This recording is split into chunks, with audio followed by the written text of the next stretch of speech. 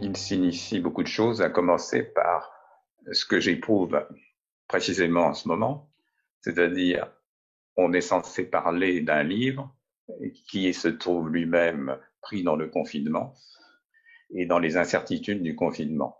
Donc c'est assez, je dirais que, simplement pour entamer comme ça les propos, un livre qui prétend parler du temps, qui prétend essayer de saisir Chronos et qui se trouve pris dans cette temporalité singulière dans laquelle nous nous trouvons depuis presque 2 mois.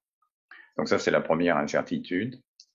Et c'est sans doute le mot, bon, avec confinement et maintenant déconfinement, incertitude est sans doute un des mots dont nous faisons le plus usage aujourd'hui.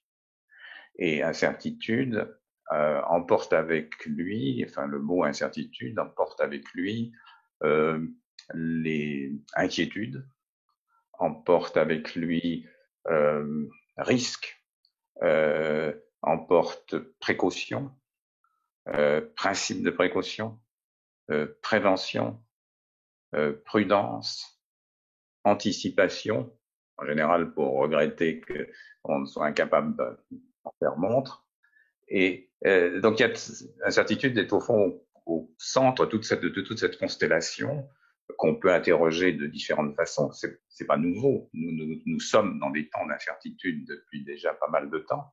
Et à dire vrai, je pense que c'est une situation, que la condition humaine est dans l'incertitude. Mais il y a des moments d'intensification d'incertitude et il y a des transformations de la constellation qui organisent ces expériences d'incertitude. Eh bien, pour moi, l'incertitude, c'est exactement ça, c'est ne pas savoir. Pour un écrivain, par exemple, en termes d'une histoire spécifique, à chaque fois que je me mets à mon bureau pour écrire, c'est un ressenti pour moi, c'est une impulsion. C'est comme si je commence à chanter une chanson.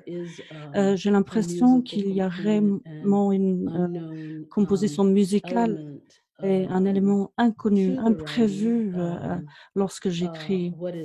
Et ce qui m'intéresse, puisque en vieillissant, et surtout maintenant le fait de vivre à New York, je me suis rendu compte que l'engagement vis-à-vis de l'histoire, avec un grand H, et le temps, et notre lien vis-à-vis du temps, et comment le temps a changé.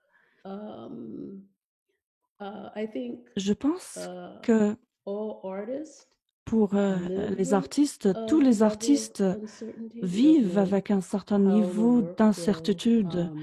L'incertitude vis-à-vis de notre travail, le résultat de notre travail. On ne sait pas quel sera le fruit de notre travail et comment notre travail sera reçu.